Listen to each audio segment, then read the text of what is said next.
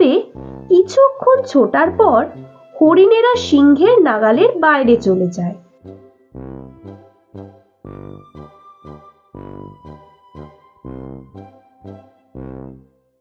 পরের দিন সকালবেলা সিদ্ধান্ত নেওয়ার জন্য হরিণেরা একসঙ্গে জড়ো হলো। কিভাবে অন্য জন্তুদের আক্রমণের হাত থেকে নিজেদের রক্ষা করা যায়।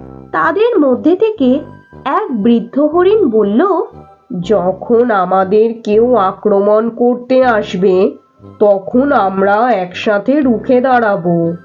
অন্য হরিণেরা এই কথা শুনে বলল, না না, এ কথা মানা সম্ভব হবে না, কারণ জন্তুরা আমাদের থেকে বেশি শক্তিশালী, তারা আমাদের মেরে ফেলবে।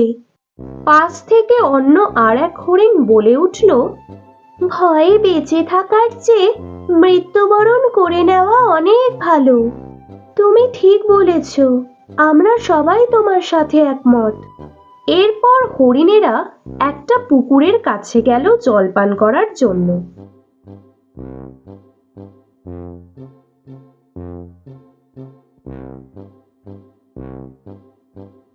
আর ওই পুকুরেই একদল ব্যাঙ বাস করত।